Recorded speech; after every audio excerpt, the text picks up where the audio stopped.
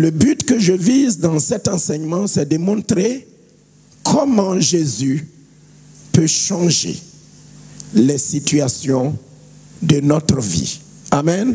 Donc Jésus sortait, la Bible dit le jour suivant, Jésus alla dans une ville appelée Naïn et ses disciples et une grande foule faisaient route avec Jésus.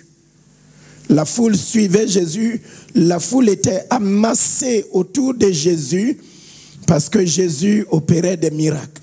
Il prêchait la parole et des signes, des miracles et des prodiges accompagnent la parole. Ces derniers temps, les frères et sœurs que je rencontre, l'église que je rencontre, j'essaye de nous ouvrir les yeux parce que nous avons tellement été malmenés par les situations de la vie, de ce monde.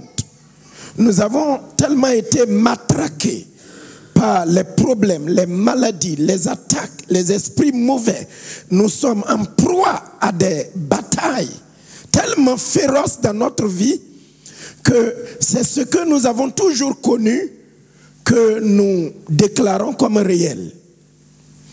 Chaque fois que dans notre vie, nous avons affaire à quelque chose, nous n'avons affaire qu'à des problèmes.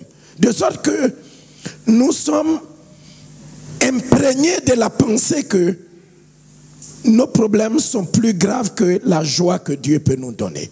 Certains même sont arrivés à croire que le diable paraît, je vais utiliser le mot paraître, le diable paraît plus fort que Dieu. C'est-à-dire que nous sommes tellement attaqués, nous sommes tellement bousculés. Depuis que nous sommes nés, certains dans nos familles, on ne parle que de diable, diable, diable, diable, diable, que certains aujourd'hui, même convertis, pensent que le diable est plus fort que Dieu. Pensent que les problèmes sont plus graves que les solutions. Des fois on prie, mais on doute même que Dieu peut opérer des miracles. Ce midi, je voudrais vous révéler que notre Dieu est réel. Et Dieu est plus fort que le diable. Dieu est plus puissant. Il est réel, il est vrai. Je voudrais que vous croyiez au Dieu de miracles. Amen. Je voudrais que vous contemplez la puissance de Dieu. Notre Dieu est réel. Notre Dieu est vrai. Les problèmes que vous rencontrez, les problèmes que vous vivez ne sont rien en face de ce que Dieu veut et il peut faire pour vous. Est-ce que vous le croyez? Je voudrais que vous croyiez. Les témoignages que nous entendons, les choses que nous voyons arriver montrent que notre Dieu est réel. Et je voudrais, tous les messages, tous les enseignements que nous vous apportons, c'est pour vous exhorter à croire en Dieu. Parce que notre Dieu est réel. Dieu est vrai. Dieu n'est pas une histoire. Parce que des fois, quand vous lisez l'histoire des miracles dans la Bible, vous vous demandez, mais est-ce que cela n'est pas trop loin?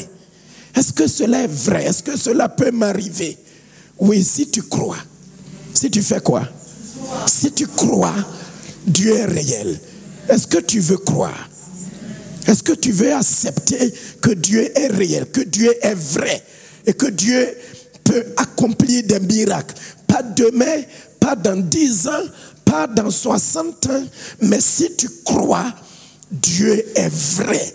Moi, je crois au Dieu qui opère des miracles. Est-ce que tu le crois? Est-ce que tu veux croire? Ou bien est-ce que c'est difficile pour toi de croire? Dieu est le Dieu des miracles. Et ce midi même, alors que je te présente ce Dieu, Dieu va opérer des miracles dans ta vie. La seule chose qu'il te faut, c'est de croire, de faire confiance en Dieu et de changer ton langage. De changer ton langage, de changer ta mentalité, de changer ton attitude. Il est le Dieu des miracles. Donc il faut que tu crois. Je voudrais que ta mentalité soit lavée. Parce qu'il y a un côté de ta tête qu'il y a des choses qui sont impossibles. Il y a des choses, j'ai été tellement malmené, j'ai tellement souffert. On m'a tellement parlé du diable. Des choses que le diable fait que des fois même quand Dieu nous visite, on ne croit pas que c'est encore réel. Mais Dieu est vivant. Et il peut faire au-delà de ce que tu penses, au-delà de ce que tu peux demander. On va regarder les deux foules. Jésus est sorti de la ville et il partait dans un village appelé Naïn. Jésus est en train de marcher vers toi aujourd'hui, dans tes problèmes, dans ta situation. Il allait dans une ville, dans un petit village. Dans ce petit village-là, pourquoi? Parce qu'il y avait un cas. Il y avait une situation. La foule le suivait, les gens étaient contents, les gens jubilaient, les gens célébraient, les gens glorifiaient Dieu parce que Jésus, par sa puissance, les avait visités. C'était une foule joyeuse parce que Jésus, le Fils de Dieu, est venu dans le monde pour apporter la joie à ceux qui n'ont pas de joie. Jésus est venu dans le monde pour apporter la liberté à ceux qui sont liés. Jésus est venu dans le monde pour rendre la vie à ceux qui sont morts. Le Fils de Dieu est apparu pour donner l'espoir aux hommes et aux femmes qui sont désespérés. Donc la foule qui suit Jésus était une foule joyeuse, était une foule heureuse, était une foule de bonheur. Et les gens marchaient à la suite de Jésus. Si vous suivez Jésus avec foi, vous expérimentez sa puissance. Vous expérimentez sa gloire. Vous expérimentez son amour. Vous expérimentez sa bonté. Il y a suivre et suivre. Ceux qui suivent Jésus avec foi expérimentent la gloire de Jésus. Ceux qui suivent Jésus avec curiosité ne voient rien. Il y a touché Jésus et touché Jésus. La Bible dit qu'il y avait une femme qui coulait du sang depuis 12 ans. Elle était dans une foule qui suivait Jésus, mais Jésus dit, une main, une femme m'a touché. Quelqu'un m'a touché. Pourtant, la foule se pressait autour de Jésus. Mais la femme avait touché Jésus avec foi. Je voudrais aujourd'hui que Jésus est en train de marcher pour venir vers toi. Tu dégages ta foi. Tu as trop cru au diable. Tu as trop cru dans des problèmes. Tu as trop magnifié tes problèmes. Tu as trop magnifié ta situation. Tu as trop peur de Satan et de son armée. Aujourd'hui, je voudrais que tu déplaces ta foi. Tu déplaces ta confiance. Tu déplaces l'espérance que tu as et tu places ta confiance en Jésus-Christ. Jésus est vivant. Et c'est lui qui a opéré des miracles dans la Bible. Il peut opérer des miracles aujourd'hui encore dans ta vie. La Bible dit que Jésus-Christ est le même hier, aujourd'hui et éternellement. C'est bien beau de le dire. C'est bien beau de citer. Jésus est le même hier. Il est le même aujourd'hui et il est le même éternellement. Si hier il a opéré des miracles, aujourd'hui encore, si Jésus n'a pas changé, eh bien il peut opérer des miracles. Je voudrais que tu crois au Jésus qui opère des miracles. Il marche vers toi. Il vient vers toi. Il est en mouvement dans ta vie. Est-ce que tu veux croire en lui? Jésus allait et il y avait une foule joyeuse. Des gens guéris, des gens délivrés, des gens sauvés, des gens transformés qui marchaient avec Jésus. Ça sautait, ça dansait, ça chantait les louanges, la gloire de Jésus. Et Jésus allait vers ce petit village. Et la Bible dit que de ce village sortait aussi une foule. Regardons la foule qui sortait du village de Naïn. La Bible dit, lorsqu'il fut près de la porte de la ville, voici, on portait en terre un mort, fils unique de sa mère, qui était veuve. Et il y avait avec elle beaucoup de gens de la ville. Donc on voit deux foules. Une foule dirigée par Jésus, une foule de joie, une foule de paix, une foule de réjouissance, une foule dirigée par Jésus. Et au sortir de la ville de Naïn, une autre foule triste, une autre foule en larmes, une foule qui avait été frappée par la mort. Et à la tête de cette foule, une dame qui marchait doucement. La Bible dit qu'elle était veuve. Elle était comment? Elle était veuve. Tout à l'heure, on va définir ce mot, parce que vous le connaissez. C'était une veuve. Et on allait porter en terre son fils unique qui était décédé. Amen. Que veut dire veuve? Oui, c'était une femme mariée que la mort, quelques années auparavant, avait frappée. Donc elle avait connu une mort déjà dans sa famille. Son mari était décédé. Je ne le souhaite à aucune femme ici. Mais elle avait perdu son mari.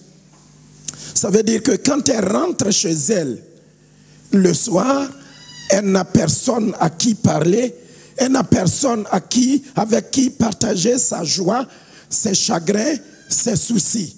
Elle n'avait personne à qui dire, chérie, est-ce que tu peux m'écouter, j'ai ceci, j'ai cela. Elle avait perdu son mari. C'est une chose terrible. Et le seul moment de joie, le seul moment de répit qui lui restait, c'était l'enfant qu'ils avaient eu. Je ne sais pas si c'est un jeune garçon, peut-être que c'est un garçon qui était assis, qui a grandi, qui était en âge d'apaiser la douleur de cette femme qui n'avait plus de mari, qui n'avait plus d'aide, qui était seule au monde avec son garçon. La Bible dit que la mort est revenue encore dans la famille de cette dame et l'enfant, le seul enfant, ce n'est pas deux, ce n'est pas trois, mais le fils unique de cette dame aussi a été emporté par la mort. Est-ce que vous voyez le tableau? Donc un tableau des gens délivrés, conduits par Jésus. Et Jésus allait vers le village de Naïn. Et au sortir de la porte de la ville, il rencontre une foule. Et à la tête de cette foule, une femme qui a perdu son mari. Et le seul espoir qui lui reste au monde. Là où, quand elle a fini de pleurer, elle tourne ses regards, elle peut trouver espoir. Cet espoir-là est venu lui être enlevé par la mort. Imaginez un peu la situation de cette dame. Amen. Quelle souffrance. Perdu son mari, perdu son fils unique. Et les gens sont venus pleurer avec elle. Des pleureuses sont venues pleurer, sympathiser, mais personne n'avait de solution.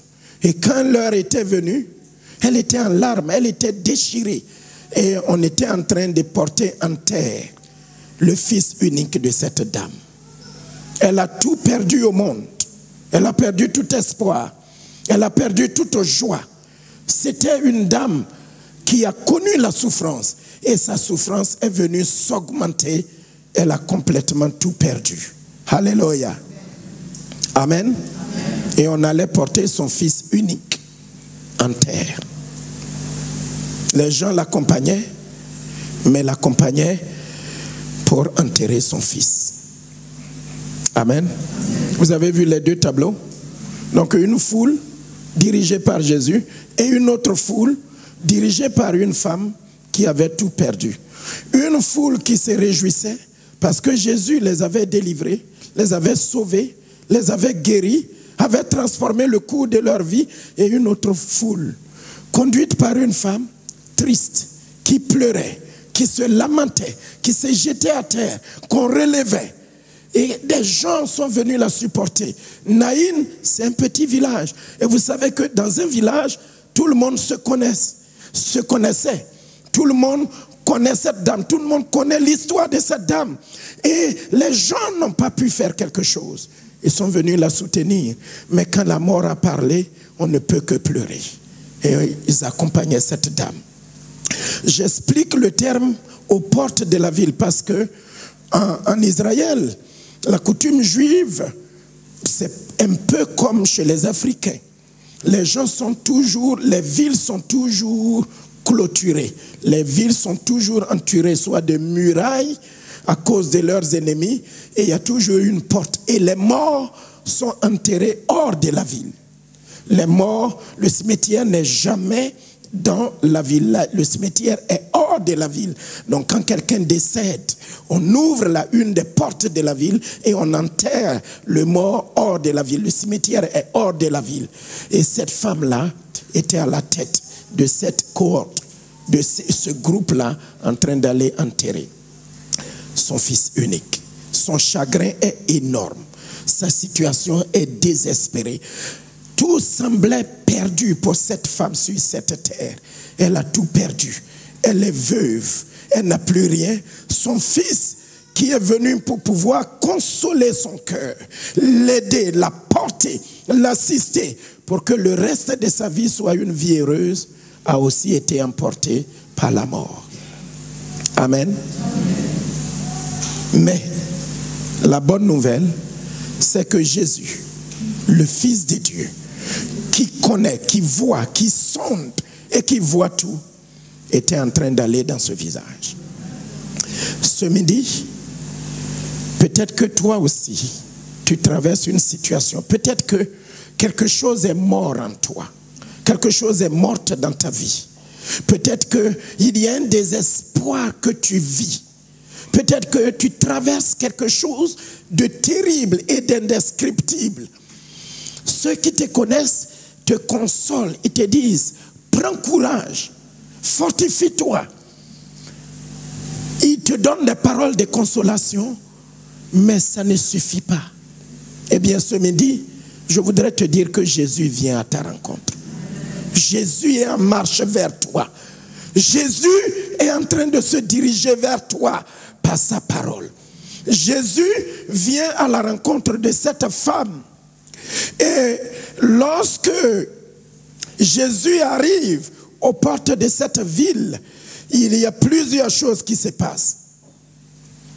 La Bible dit, verset 13, le Seigneur, l'ayant vu, fut ému de compassion et dit, ne pleure pas. Le Seigneur, l'ayant vu, nous allons regarder ces trois choses.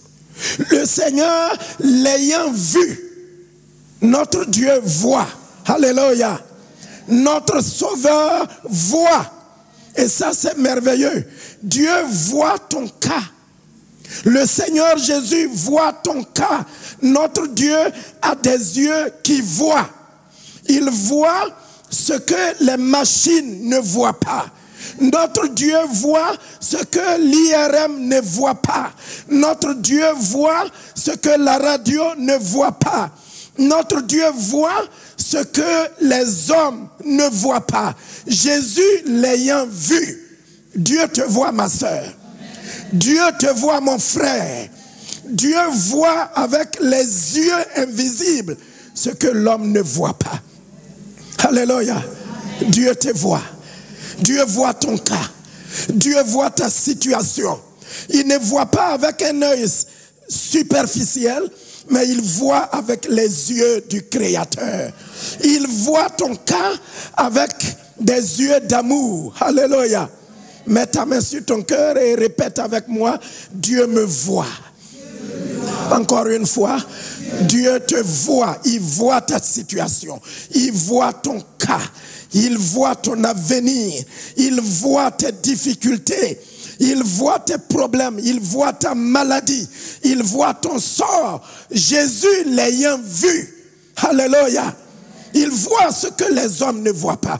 Quand tu vis une situation, les gens peuvent venir te dire, prends courage. Mais ils ne voient pas. Ils ne voient pas dans tes émotions. Ils ne voient pas ce que tu traverses dans ton corps. Ils ne voient pas au fond de toi, mais Jésus voit. Est-ce que tu le crois? Jésus voit, Jésus me voit. Jésus te voit. Le psalmiste dit, où fuirai-je loin de la face de l'Éternel? Où est-ce que je peux aller? Quand je me couche, il me voit. Quand je me lève, il me voit. Quand je veux aller derrière la mer, il me voit. Quand je marche, il me voit. Quand je vais travailler, il me voit. Quand je dors, il me voit. Quand je marche, il me voit. Oui, Dieu te voit. Mais il ne te voit pas. Il ne voit pas tes situations avec dédain, avec dégoût. C'est pour cela que j'aime Jésus. C'est pour cela que je vais l'adorer toute ma vie. C'est pour cela que je veux le servir toute ma vie. Parce que j'ai servi des morceaux de bois. Ils ont des yeux, mais ils ne voient pas. Ils ont des oreilles, mais ils n'entendent pas. Il y a des gens qui adorent des montagnes. La montagne est plantée là des années et des années. La montagne ne bouge pas. Mais mon Dieu voit. Il voit ton cas. Il voit ta situation. Il voit tes arrière-plans.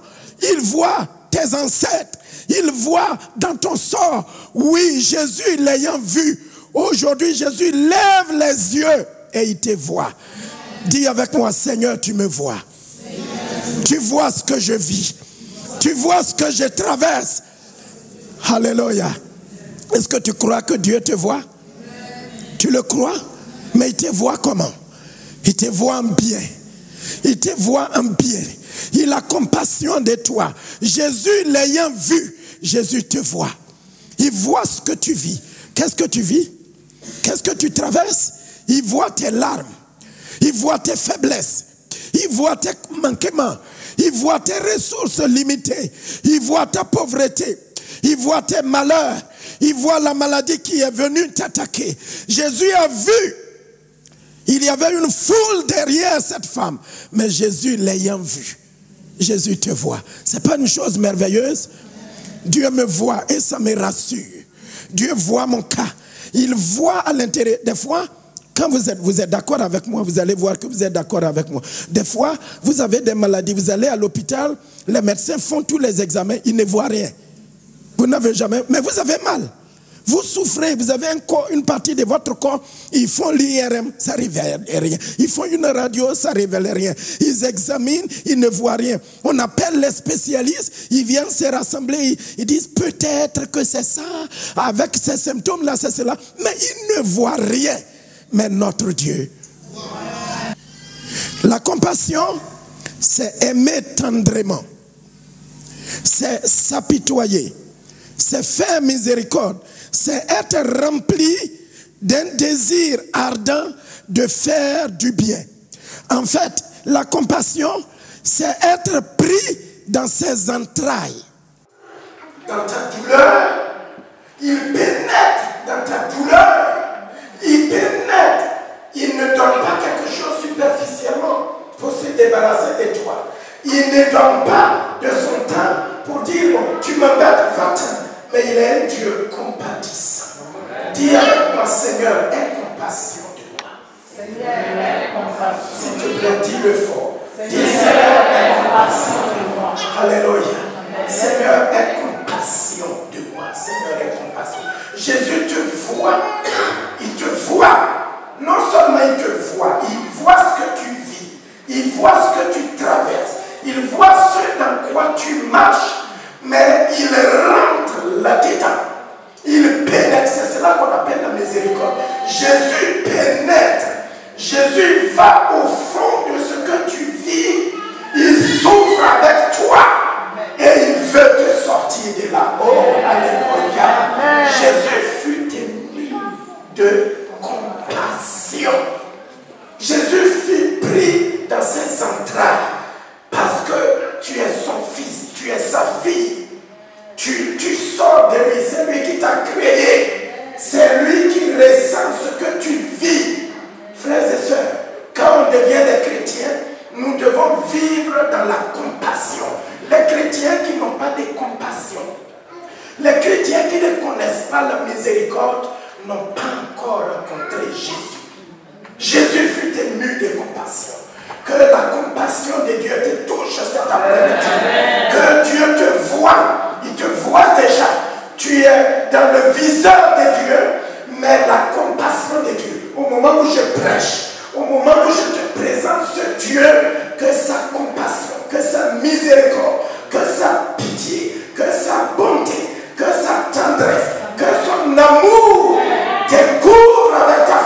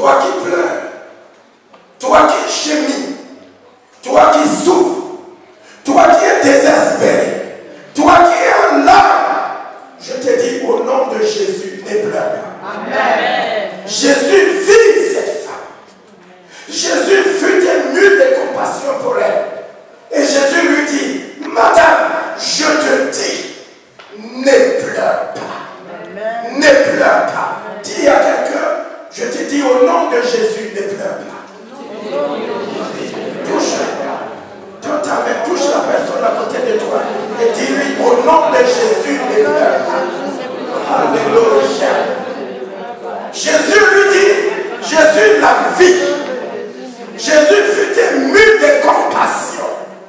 Et la compassion a touché ses entrailles. Jésus est rentré dans la peau de cette femme. Il est allé au fond de la douleur de cette femme. Il savait ce que cette femme vivait. Est-ce que tu sais que ton Dieu, que tu es venu adorer, il sait ce que tu vis? Il sait ce que tu traverses. Non seulement il le sait, mais il rentre au fond de toi pour te dire, ne pleure pas. Ne pleure pas. Ne pleure pas. Ne pleure pas. Ne gémis pas. Ne crie pas. Ne te lamente pas. Jésus est venu te consoler. Quel consolateur nous avons. Ce midi, je voudrais que tu rentres chez toi avec la consolation. Jésus lui dit, ne pleure pas. Parce que Jésus pleurait dans son esprit avec elle. Jésus sympathise. Jésus s'identifie. C'est pour cela que je veux t'inviter à aimer Jésus. À t'accrocher à Jésus. Parce que Jésus n'est pas un médecin qui te traite. Et quand tout est fini, il te dit, voilà madame, dis à ta famille de se préparer parce que dans quelques jours, eh bien, ce cancer est arrivé en phase terminale, tu vas mourir. Parce qu'il est un homme. Il a fini. Il est acculé. Il est arrivé au bout. Mais Jésus, te dit, ne pleure pas. Amen. Ne pleure pas, mon frère. Amen. Ne pleure pas, ma soeur. Amen. Il vit la femme. Merci. Il vit la femme. Il vit l'état dans lequel s'est trouvée cette femme. La passion pousse Dieu à parler. Amen. Cet après-midi, que Dieu parle dans ta vie. Que Dieu parle, tout fait silence. Il parle même au vent et le vent se calme. Il parle aux eaux et les eaux se calment. Il parle aux morts et les morts ressuscitent. Je me tiens en son nom comme son membre serviteur. Et je dis que si la mort plane sur toi, ne pleure pas. Que la mort soit dégagée. Que la maladie soit dégagée. Que le problème soit vaincu. Que Dieu parle dans ta vie. Qu'il dise un mot et que la situation change. Mon Dieu parle. Que ton cœur reçoive. Mon Dieu parle. Que ta vie reçoive. Jésus lui dit, ne pleure pas. Ne pleure pas. Sache là parce que Dieu est vivant. Alléluia. Jésus l'a vu. Il fut ému de compassion pour elle. Et Jésus dit, qu'est-ce que Jésus te dit aujourd'hui? Cette foule qui pleurait et qui allait au tombeau parce que c'était fini. Jésus dit, ce n'est pas fini. Amen. Je me tiens comme son porte-parole cet après-midi pour te dire, ce n'est pas fini. Amen. Dieu est en train de parler dans ta vie. Pardon, mon frère, ma soeur. Ne dis pas peut-être demain. Ne dis pas comme Marie et Marthe. Mon frère ressuscitera, mais au dernier jour. Ne ramène pas ton miracle à loin. Ne ramène pas ton miracle à des années. Ton miracle, c'est aujourd'hui. Dis avec moi, aujourd'hui est mon jour de miracle. Je n'ai pas entendu. Aujourd'hui est mon jour de miracle. La parole de Dieu dit, si vous entendez sa voix, n'endurcissez pas vos cœurs. Aujourd'hui, vous entendez sa voix qui vous dit, ne pleure pas. Ma soeur, ne pleure pas. Tu as assez pleuré. Tu as assez souffert. Tu t'es assez lamenté. Les problèmes t'ont assez frappé. Mais aujourd'hui, c'est aujourd'hui. Aujourd'hui est ton jour de miracle. Aujourd'hui est ton jour de délivrance. Aujourd'hui est ton jour où tu dois passer de la mort à la vie. Jésus dit à la femme, ne pleure pas. Pourquoi il lui dit ça? Parce qu'il est là. Amen. Jésus est venu dans ce petit village-là spécialement à cause de cette femme. Les gens l'accompagnaient dans sa souffrance. Mais Jésus a arrêté cette cohorte. Il a arrêté cette foule. Il a arrêté cette femme et lui dit ne pleure pas. Tu as assez pleuré, mon frère. Je m'avais fini mon message. Mais cette journée est une journée de miracle. Si tu veux fixer ta foi, et dit, Dieu me voit. Non seulement Dieu me voit, mais il a compassion de moi. Les hommes ont la tête dure. Les hommes ont le cœur dur. Mais le cœur de Dieu est tendre pour toi. Si tu crois en lui, et si tu crois à sa parole, et si tu veux appliquer sa parole, alors le miracle de Dieu est pour toi aujourd'hui. Alléluia. Jésus vient vers toi. Il lui dit, ne pleure pas. Jésus a consolé ses femmes. Quel consolateur nous avons comme Jésus. Tu as des combats, tu as des guerres, tu as des difficultés. Mais Jésus combat. Et depuis que je le connais, je ne connais pas un seul combat que Jésus a perdu dans ma vie. Jésus n'a jamais perdu le combat. J'ai connu la faim, j'ai connu la soif, j'ai connu le manquement où il y a 0, 0, 0, 0. Mais Jésus a toujours été là. Amen. Quand tu marches dans le feu, il est avec toi. Tu marches dans l'eau, l'eau ne t'emportera jamais. Quand des montagnes se lèveraient contre toi, quand les vagues de la mer se lèveraient contre toi, l'Éternel est avec toi. Il combat pour toi. Et il te dit cet après-midi, ne pleure pas. Ne te lamente pas. Sèche tes larmes parce que Jésus est là. Alors, il s'approcha, après avoir dit à la femme, ne pleure pas, il s'approcha et toucha le cercueil. Ceux qui portaient le cercueil s'arrêtaient. Il dit au jeune homme, je te dis, lève-toi. Alléluia. Je vais finir parce que le temps est fini. Mais mon Dieu est en train de passer dans la foule. Jésus est en train de passer dans la foule. Jésus est en train de passer dans l'église. Jésus est en mouvement. Notre Dieu est réel. Notre Dieu est vrai. On ne le voit pas, mais il est ici. Amen. Jésus est en train de se balader dans cette foule, de se balader dans cette église. Et Jésus s'est approché. Quand il a dit à la femme, ne pleure pas, il allait, il a touché le cercueil. Que Dieu te touche. Amen. Là où tu es assis. Amen. Le banc sur lequel tu es assis. Amen. Même si tu es assis loin ou proche, la main de Dieu te touche. Jésus toucha le cercueil. Je ne sais pas ce qui est dans ton cercueil. Je ne sais pas ce qui est dans ton corps. Je ne sais pas ce qui est dans ta vie. Mais Jésus te touche à l'instant.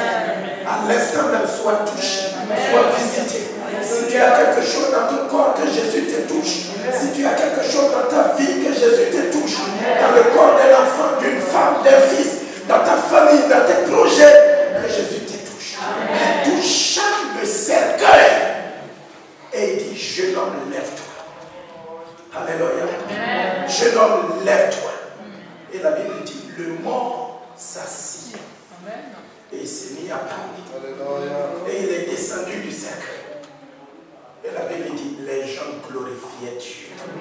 Et la renommée de Jésus se répandit dans tout le village et aux alentours. Est-ce que tu peux te tenir debout à la